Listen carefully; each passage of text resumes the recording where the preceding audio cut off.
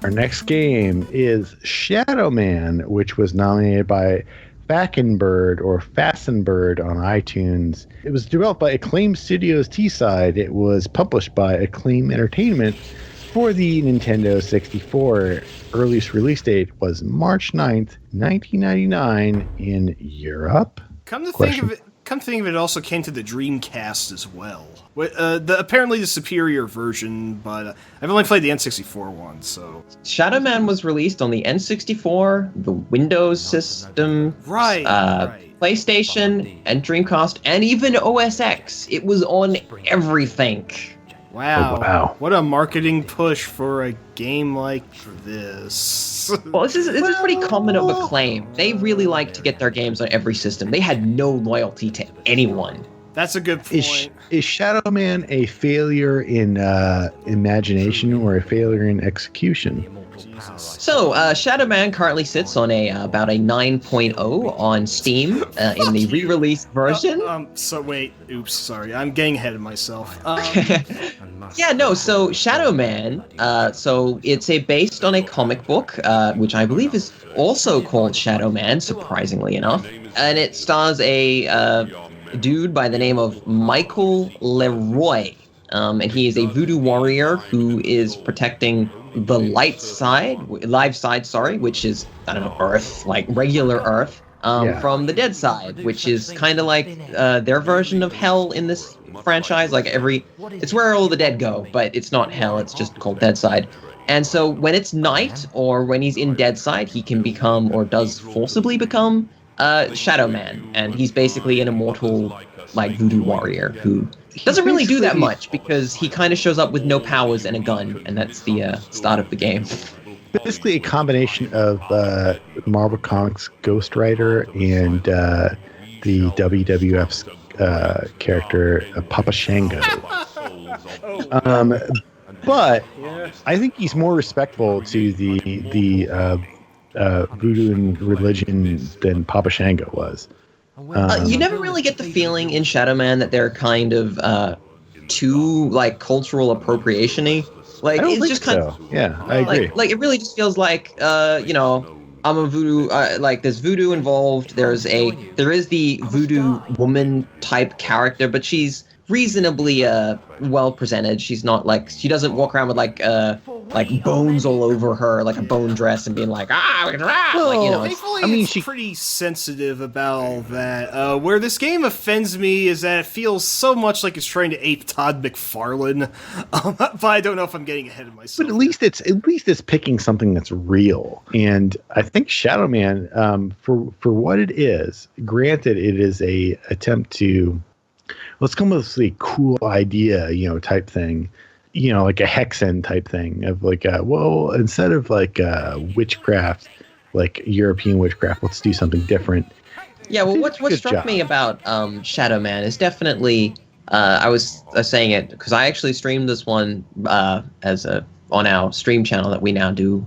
I was just thinking it's an interesting sort of Americana horror. Like there's a lot of this like cultural things that are not Western. It's very sort of this voodoo sort of thing. It's a new world thing, is I think what you mean. Yeah. And it's interesting that it goes in that direction, and it's an interesting sort of setting and atmosphere, and it doesn't feel like a lot of games that were coming out at that time. And I know that you could, I don't know, go on about.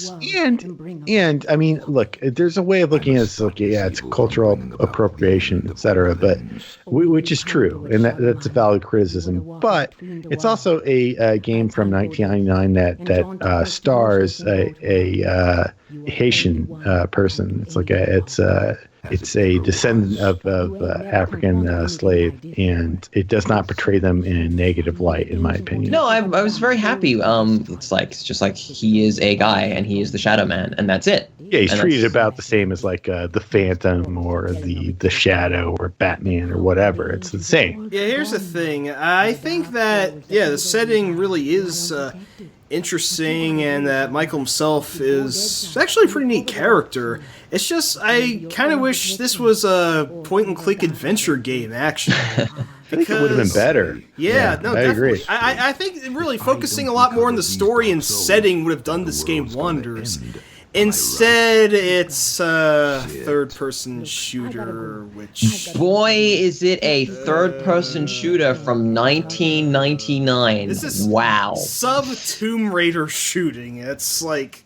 the best that can be said about this game is it's so expansive, you can get lost forever. Yeah, like, I don't know, should I describe how much the combat sucks first, or talk about the Byzantine level design? The combat's main issue is that you start with a gun that you gradually unlock the ability to charge it. You unlock other weapons, but for the most part, you'll just want to use the gun for at least a large part of the game. And it basically involves the most bland system of holding down a lock-on button and pressing shoot a lot. And that is the combat for a large portion of the game, as far as I was able to discern. I mean, which, this is 2 years before Devil May Cry, so I wouldn't have expected combat innovations like that, but there were games that, had more innovation, action-adventure games that had more innovation. It's not so much the innovation, I think, as much as it's a long game, and you do a lot of the following actions: locking onto enemies and shooting at them, and platforming. Yeah. And for a game that is mostly about its atmosphere and its setting and its characters and its voice acting, which are all very good, and I've seen a lot of praise for those things, and I don't disagree. The fact that it's got great voice acting, like, it's solid. Some other games, like, this is a good voice-acted game. Got subtitles, too. That's very nice. Full subtitles, great for someone who's hearing impaired, which not all games delivered, so that's nice. And it's got a compelling enough plot about, a bunch of serial killers that are being sort of brought about by some dude named Legion who's going to unleash the dead from Deadside and basically take over the world or something. But it's well played, and there's like some interesting locations that you visit, and everything is really great, except the game is incredibly slow and tedious and pretty boring and exhausting, and that's where it kind of all comes apart. We haven't ranked The Undying, Clive Barker's The Undying, right? No, that was from our older show. Undying plays considerably better than this game. They both do the dual hand system, though, which is interesting, that both of these games, based on the occult and New World sort of thing, one goes Lovecraft, one goes this Haitian voodoo thing, and they both have dual-wielding weapons, and they both have a lot of, like, this sort of magic thing. One thing that bothers me is Shadow Man is supposed to be this lord of Deadside, and he starts out so weak and pathetic. Like, the basic zombie just kind of beats his ass around. It's Can they start him out as being badass and super powerful? Because he seems like he should start out pretty bad. Like, he's a pretty cool character, like, in terms of design. He's got these glowing eyes. He's got, like, a glowing, like, torso tattoo.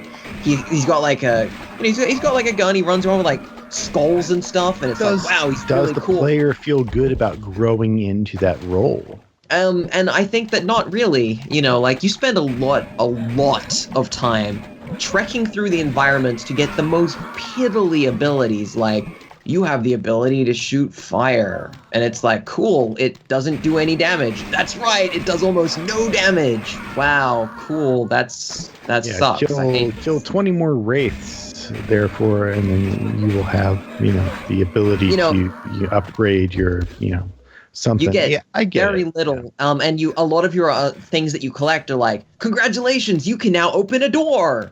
Wow, I'm empowered by the ability to open a door. Right, and we were talking about maybe 2 episodes or 3 episodes ago about Metroid, and about how Metroid's abilities that allow you to traverse deeper into the planet are all, for the most part, weapons as well. So you feel like you're doing something useful, you're learning a new skill, you're playing around with a new technology, whereas with other games, and not just Shadow Man, but I would say like even Symphony of the Night and its ilk and its successors are kind of like that. It's like, no, you've got like the mist form, which means you can turn into a mist and go through bars.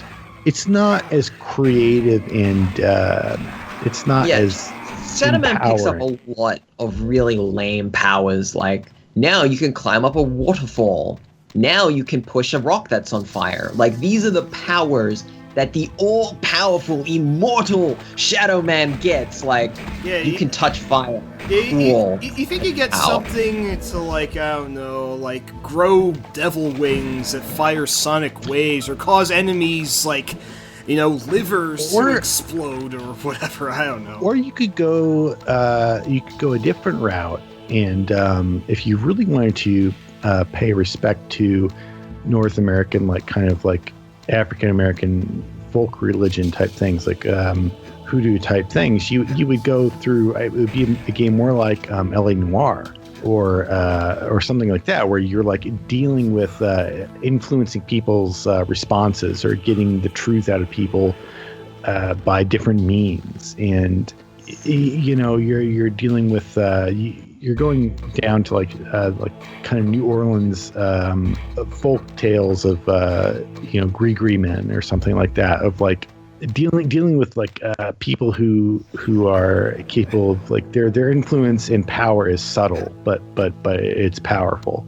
I mean, where I want to go with kind of an alternate take a little bit on what Shadow Man is. Shadow Man is an interesting game because it is including kind of the labyrinthian levels, the very moody music, quite good music, and very hostile environment. It's a game that feels very oppressive. It does very, very well at making you feel like everything is like against you. Like, it is just a very constricted feeling for a game that is essentially a platformer where you run around and shoot things.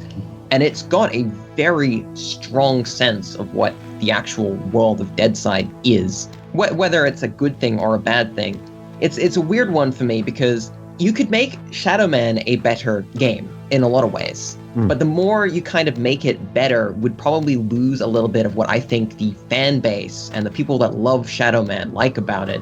It's not the elements that would make it good. It's just like, wow, this thing is like this oppressive game that really kind of constricts around you and just like, oh, it's just so annoying and just so exhausting, but that's the world of Deadside, which I think is really, really nice. And I do think that it's kind of nice and amusing that you collect dark souls in this game, and that's capital D, capital S.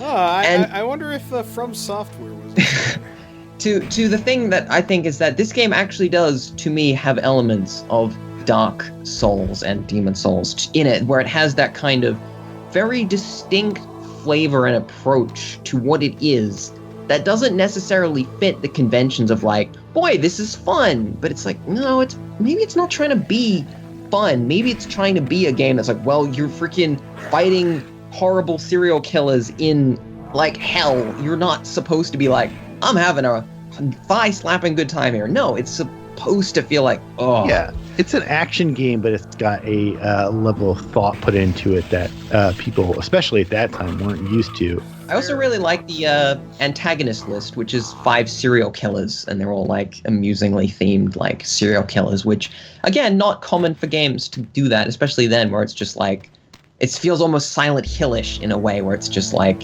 you have a bunch of serial killers, and they all have, you go and basically fight these serial killers in their home turf. That's part of the game, which is well, I would say, where do we want to put this? This is a tough one, a very tough one. You guys have really talked it up a lot, but I'm sorry. I'm just looking at it 100% technically, regardless of all of the good things about its setting and how it's built.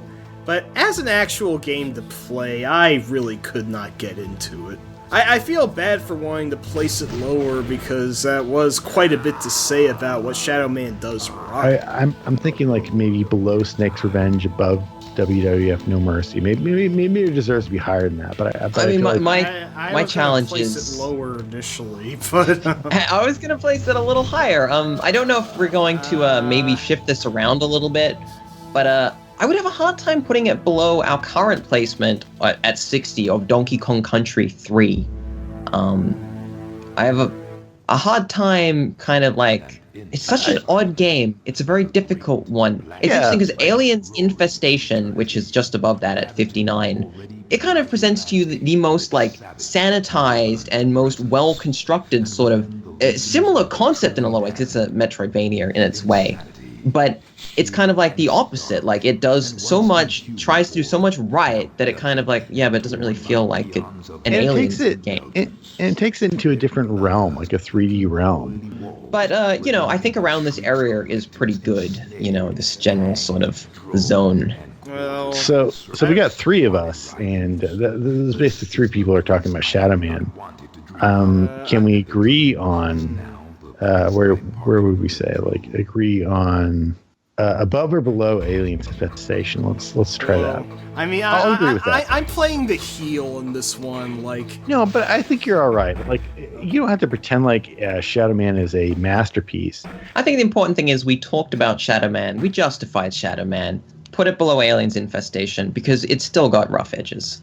Give it a shot. Give it a shot, people. Like, just try it. Just for art, for the sake of art. Just give it a shot. And if you don't like it, like it was in the case for me, that's okay. But I'll somewhat grudgingly agree it's worth at least a try. So don't feel ashamed to look up a guide if you play this one to tell you where to go. Because sometimes it can be an asshole.